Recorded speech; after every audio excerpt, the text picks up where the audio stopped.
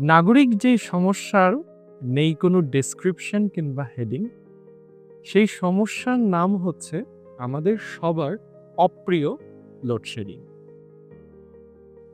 আমাদের এখনকার নৈত্যনৈমিত্তিক জীবনে যখন ঋতুচক্রের পরিবর্তনের মাধ্যমে শীতকাল থেকে গ্রীষ্মকাল চলে আসছে, তখনই আমাদের সূর্যিমামা তার ব্রাইটনেস বাড়ানো শুরু করেছে এবং তারই সাথে সাথে আমাদের না বলা না চাওয়া একজন মেহমান চলে এসেছে। তিনি হচ্ছেন লোডশেডিং। আমাদের প্রতিদিনকার জীবনে এই লোডশেডিং এখন প্রতিদিনের জনদুর্ভোগ থেকে প্রতিদিনকার অভ্যাসে পরিণত হচ্ছে। লোডশেডিং শব্দটা শুনলেই আমাদের কাছে মনে হয় জীবন দুর্বিষহ হয়ে যাচ্ছে। ছোটবেলায় স্কুলে কিংবা কলেজে আমরা কোনো না কোনোবার একবার হলেও এই প্যারাগ্রাফ লিখেছি লোডশেডিং। এই চিত্রটা ৯০ দশকে কি একই রকম ছিল? আমরা আজকের এই পর্বে কথা বলবো নাগরিক জীবনের এই যে সমস্যাটুকু রয়েছে, এই সমস্যার অন্য একটি দিক যেটি কিনা ৯০ দশকে পরিলক্ষিত হয়।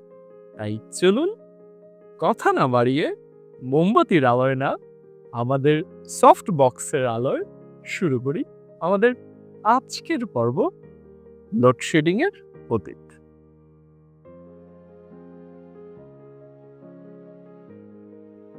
লোডশেডিং নিয়ে কথা বলতে গেলে প্রথমেই কথা বলতে হবে লোডশেডিং এর বিবর্তন নিয়ে।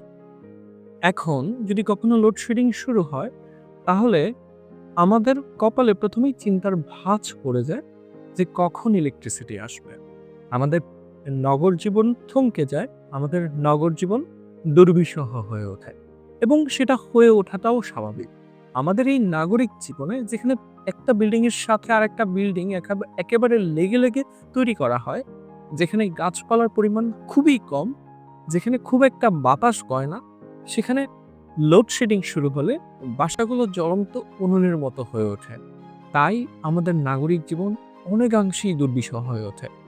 ৯০ দশকে কিন্তু বিষয়টা এরকম ছিল না। প্রথমত তখন গরমকাল এতটা দুর্বিষহ ছিল না, এতটা তাপদাহ ছিল না গরমকালে। এবং তখন যদি আমরা গ্রামাঞ্চলের কথা চিন্তা করি কিংবা মফস্বলের কথাও চিন্তা করি, সেখানে ঘনবসতিও এত ছিল না। তাই এক বাসা থেকে আরেক বাসার মধ্যে অনেক অনেক খোলা জায়গা থাকতো। তাছাড়া গাছপালার পরিমাণও ছিল অনেক বেশি। তাই প্রচুর পরিমাণ বাতাস পাওয়া যেত। তাই লোডশেডিং শুরু হলেও জনজীবন সেখানে খুব একটা দুর্বিষহ হয়ে উঠত না। হ্যাঁ, ঘরের ভেতর কিছুটা গরম অনুভূত হতো। তাহলে কি করা হতো? তাহলে লোডশেডিং শুরু হলে তখন ঘরের মানুষজন সবাই বাইরের উঠোনে, আঙিনায় কিংবা ছাদে চলে যেতেন খোলা হাওয়া খাওয়ার জন্য। তাই জনজীবন তখন অনেকটাই ভালো ছিল এখনকার তুলনায়। তাছাড়া লোডশেডিং এখন আমাদের জন্য যেরকম চিন্তার বিষয় অথবা অসহ্যকর একটা অনুভূতি, 90s কিডসের জন্য লোডশেডিং অনেকটা ব্লেসিং ছিল। আমরা দোয়া করতাম যাতে সন্ধ্যার পর লোডশেডিং হয়। আর লোডশেডিং যদি হয়ও, তাহলে যাতে একটা লম্বা সময় ধরে লোডশেডিং হয়। কারণটা কি? কারণ 90s কিডসদের স্বাধীনতা ছিল মাগরিবের আজান পর্যন্ত। তারপরে ঘর থেকে বের হওয়ার কোনো অনুমতি ছিল না। কিন্তু লোডশেডিং যদি শুরু হয়, তাহলে তখন পড়াশোনা বন্ধ, যেহেতু গরম লাগবে। তাই তখন বাইরে যাওয়ার অনুমতি মিলত। আর বাইরে যাওয়ার অনুমতি মেলাই মানে খেলাধুলা। লোডশেডিং এর সময় আমাদের শুরু হয়ে যেত বিভিন্ন ধরনের খেলাধুলা এবং তার মধ্যে সবচেয়ে বেশি জনপ্রিয় ছিল লুকোচুরি খেলা। কারণ লুকোচুরি খেলার সময় অন্ধকারে একজন আরেকজনকে দেখতে পারবে না, একজন আরেকজনকে দেখলেও চিনতে পারবে না। তাই লুকোচুরি ছিল লোডশেডিং এর সময়কার সবচেয়ে জনপ্রিয় খেলা। আমাদের এলাকাতে অবশ্য এই খেলাকে কিল্ল্যাম্পারেস বলা হতো। তাছাড়া লোডশেডিং এর সময় দেখা যেত বন্ধু-বান্ধব মিলে মাঠে প্রান্তরে কিংবা নদীর পাড়ে হাঁটতে বের হয়ে যেত। কারণ গ্রামাঞ্চলের কথা যদি চিন্তা করেন অথবা মফস্বল, সেখানে প্রচুর ধানি জমি ছিল তখন। ধানি জমির আশেপাশে অথবা নদীর পাড়ে, খালের পাড়ে প্রচন্ড পরিমাণ মুক্ত বাতাস বয়ে যেত। তাই একটু শান্তি খোঁজার জন্য, একটু স্নিগ্ধ বাতাস পাওয়ার জন্য শীতলতার পরশ পাওয়ার জন্য সবাই হাঁটতে বের হতো। আর যদি কোনোদিন জ্যোৎস্না রাত থাকতো, তাহলে প্রকৃতির মাঝে জ্যোৎস্না গায়ে মাখিয়ে শীতল বাতাস খাওয়ার অনুভূতি অসাধারণ ছিল। তার বাইরে কি হতো? তার বাইরে বসতো পারিবারিক আড্ডা। দেখা যেত উঠোনের মধ্যে বা ছাদের উপর মাদুর পেতে পুরো পরিবার একসাথে জড়ো হয়ে একটা মিলন মেলা তৈরি হতো। সাধারণত সন্ধ্যার পর সবাই ব্যস্ত থাকতো। দেখা যেত বাসার ছোটরা যারা রয়েছে তারা পড়াশোনা করছে, বাসার যে মা খালারা রয়েছেন তারা রাতের রান্নাবান্নায় ব্যস্ত, আর বাবারা অফিস ফেরত হয়ে তারা কিছুটা বিশ্রাম নিতেন। কিন্তু লোডশেডিং হলে যেহেতু বাসায় গরম অনুভূত হয়, সবাই উঠোনের মধ্যে মাদুর বিছিয়ে অথবা ছাদের মধ্যে মাদুর বিছিয়ে আড্ডায় মেতে উঠত। সেখানে বিভিন্ন গানের আসর বসতো। আমার এখনো মনে আছে ছোটবেলায় যখন লোডশেডিং হতো, আমার বাবা প্রায়ই খোলা গলায় বিভিন্ন গান গাইতেন। শুনতে অসাধারণ লাগতো। কখনো কখনো আমাদের ভাই বোনদের মধ্যে বলতেন যে, "তুমি আজকে একটা ছড়া বলে শোনাও তো, তুমি আজকে একটা কবিতা আবৃত্তি করে শোনাও তো।" এইভাবে চমৎকার খুনসুটি আর আড্ডা জমে উঠত লোডশেডিং হলে। তার বাইরে আর কি জমতো? তার বাইরে জমতো গল্প। শোনানো হতো কেচ্ছা, কাহিনী, এবং সবচেয়ে মজাদার গল্প ছিল তখন ভূতের গল্প। চিন্তা করুন তো, লোডশেডিং, চারিদিকে অন্ধকার, কোথাও কোনো আলো নেই। সেই সময় ভূতের গল্প শুনতে কেমন লাগবে? আশেপাশে খুব একটা শব্দও নেই, গা ছমছম একটা অনুভূতি, এবং তার সাথে ভূতের গল্প। পুরো থ্রিলারের স্টোরিটাই অন্যরকম ছিল। আর ক্লাইম্যাক্সটা আরো অসাধারণ হতো যদি কোনো গল্প শেষ হওয়ার আগে ইলেকট্রিসিটি চলে আসতো। আমাদের বড়রাও অসাধারণ ছিল গল্প বলাতে। তারা কি করতো? তারা গল্প শেষ করতো না। তারা বলতো, আজকের গল্প এই পর্যন্তই, বাকি গল্প আরেকবার লোডশেডিং এর সময় শোনানো হবে। এরকম অসাধারণ ছিল তখন পারিবারিক এই বন্ডিংটা। এরকম অসাধারণ ছিল লোডশেডিং এর সময়কার পারিবারিক কাটানো সেই সময়গুলো। তাই লোডশেডিংকে অনেকটা ব্লেসিংও বলা চলে 90s কিডস এর জন্য। তার বাইরে আর কি হতো? তার বাইরে তারা দেখা হতো। আকাশ যদি পরিষ্কার থাকতো, তখন তারা দেখা হতো, তারা গোনা হতো, তারা শেখা হতো। আমার কাছে এখনো মনে আছে, মাদুরে শুয়ে বাবার হাত ধরে ধরে শিখেছিলাম সপ্তর্ষি মণ্ডল, শিখেছিলাম শুকতারা, ধ্রুবতারা, শিখেছিলাম আদম সুরত। এরকম বিভিন্ন তারাদের সাথে পরিচিত হয়েছিলাম। কত অসাধারণ ছিল আমাদের তখনকার অনুভূতিগুলো। আমাদের কল্পনার জগৎ কতটা প্রসারিত ছিল। আমাদের বাস্তব জগতের সাথে আমাদের ধারণাগুলো কতটা পরিষ্কার ছিল। কিন্তু আফসোস, এখন সবকিছু আমাদের মুঠোফোনে চলে এসেছে। তাই আমাদের ওই কল্পনার জগৎটা অথবা চিন্তার জগৎটা আস্তে, আস্তে অনেক সংকীর্ণ হয়ে আসছে। কিন্তু লোডশেডিং আমাদেরকে তখনকার সময় আসলে একটা সময় দিয়ে দিত এই নিজেদের অনুভূতিগুলো একটা সুন্দর জারে বন্দি করে কিছু সুখের অনুভূতি নিয়ে সামনে এগিয়ে যাওয়া। এবার কথা বলি লোডশেডিং এর সময়কার প্রয়োজনীয় উপকরণগুলো নিয়ে। আমাদের এখন যদি লোডশেডিং হয়, সেটা থেকে পরিত্রাণ পেতে আমরা কি ব্যবস্থা নিই অথবা কি ব্যবহার করি? এখনকার অনেক বিল্ডিং এ হচ্ছে গিয়ে আমাদের জেনারেটর ব্যবস্থা রয়েছে। তাই লোডশেডিং হলো কি হলো না সেটা দিয়ে খুব একটা যায় আসে না। অনেকের নিজস্ব আইপিএস রয়েছে, সেখানেও একই অবস্থা। লোডশেডিং এ হলেও কোনো একটা সমস্যা হয় না।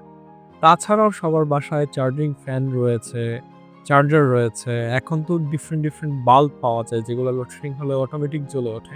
এরকম অনেক ব্যবস্থা রয়েছে। কিন্তু ৯০ দশকে ব্যাপারটা কিরকম ছিল? প্রথমত আমাদের তখন ইলেকট্রিসিটি জেনারেট করার কোনো ব্যবস্থা ছিল না। তাই আমাদের জন্য অল্টারনেটিভ ইউজ করতে হতো। তো ১ম হচ্ছে গিয়ে যদি আমরা কথা বলি যে আলো প্রজ্বলনের জন্য আমরা তখন কি ব্যবহার করতাম? সবার বাসায় কমন যে জিনিসটা ব্যবহার করা হতো তা হচ্ছে মোমবাতি। মোমবাতির আলোয় ঘরের যে কিছু টুকটাক কাজ করার যেগুলো দরকার তখন লোডশেডিং এর অবস্থায় সেগুলো করা হতো। এছাড়াও গ্রামগঞ্জে দেখা যেত কুপিবাতি। কেরোসিনের কুপিবাতি খুবই প্রসিদ্ধ ছিল গ্রামীণ জীবনে। তো সেটাও ব্যবহার করা হতো লোডশেডিং হলে। তাছাড়া 90 দশকে গ্রামে কিংবা শহরাঞ্চলে যে জিনিসটা সবচেয়ে বেশি প্রসিদ্ধ ছিল আলোক প্রজ্বলনের জন্য তা হচ্ছে হারিকেন। আমি হলফ করে বলতে পারি 90 দশকে যারা বড় হয়েছে, যারা স্টুডেন্ট ছিলেন 90s কিডসরা, তারা জীবনে একবার হলেও হারিকেনের আলোয় পড়াশোনা করেছে। তো হারিকেন খুবই ইম্পর্টেন্ট ছিল। আবার দেখা যেত ছোটদের একটা রুটিন করে কাজও ছিল যে এপ্রিল মাসটা যেরকম, এপ্রিল মাসে প্রচণ্ড পরিমাণ লোডশেডিং হয় এবং তখন প্রথম সাময়িক পরীক্ষা থাকতো আমাদের। তাই আবার ঝড়-ঝাপটা থাকতো। তাই তখন অনেক সময় সন্ধ্যার পরে পরীক্ষা থাকলে তো আর বের হওয়া যাবে না, পড়াশোনা করতে হবে। তো হারিকেনের আলোয় আমাদের পড়তে হতো। তো প্রত্যেকদিন সন্ধ্যার পরে কারেন্ট চলে যেত।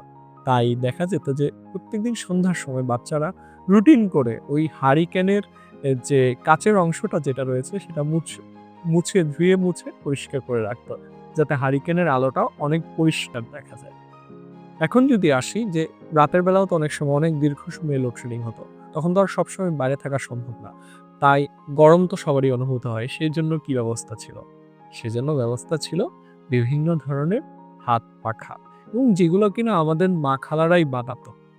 তো ওই হাত পাখার মধ্যে কোনোগুলোতে ছিল কাপড়ের তৈরি হাত পাখা, কোথাও ছিল বেতের তৈরি হাত পাখা এবং সেখানে একেকজন নিজেদের নিজস্ব কৌশলতা এবং তাদের যে চিন্তাধারার একটা প্রতিফলন ঘটতো কিন্তু সেই শিল্পে। দেখা যেত কাপড়ের হাত পাখাতে বিভিন্ন ধরনের নকশা, বিভিন্ন ধরনের ফুল পাখি উঠে আসতো। অথবা উঠে আসতো বিভিন্ন ধরনের পংক্তি। আমার এখনো মনে আছে আমার নানা বাড়িতে আমি একটা হাত পাখা পেয়েছিলাম, বেতের হাত পাখা। সেখানে আবার বেত দিয়ে লিখে রাখা হয়েছিল, "তুমি ফুল, আমি পাতা, ভুলিও না আমার কথা।" এরকম অনেক পংক্তি লেখা থাকতো এরকম হাত পাখার মধ্যে। আর পাখা নিয়ে যেহেতু কথা বলছি, সবচেয়ে পপুলার মনে হয়েছিল তাল পাখা। তালের পাতা দিয়ে বানানো যে পাখা সেটাই ছিল তাল পাখা এবং তাল পাতার বাতাস নাকি সবচেয়ে বেশি শীতল ছিল। আমরা নিজেরাও খেয়েছি তাল পাতার বাতাস। সো ওইটা অনেক শীতল ছিল এবং পরবর্তীতে আমাদের জেনারেশন যতটা গিয়ে আমরা বড় হয়েছি, তখন আমরা আস্তে দেখেছি যে চার্জার লাইট চলে এসেছে, চার্জার ফ্যান চলে এসেছে এবং ওইসব hurricane, charger light, charger fan, তারপর আইপিএস এবং জেনারেটর।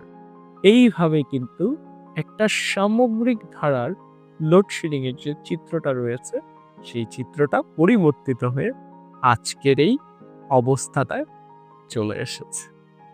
আজকের গল্প এ পর্যন্তই। গল্প কেমন হলো তা আমাদেরকে জানাতে ভুলবেন না। আর লোডশেডিং নিয়ে আপনাদের শৈশবের অনুভূতিগুলো কিন্তু অবশ্যই আমাদের কমেন্টে জানাবেন। আর এখনই বা কি করা হয় লোডশেডিং এর সময়, সেই কৌশলও আমাদেরকে কমেন্টে অবশ্যই জানাবেন। আপনাদের আজকের গল্প যদি ভালো লাগে, আর আপনাদের সমর্থন জানাতে ভুলবেন না আপনাদের ভালোবাসা দিয়ে।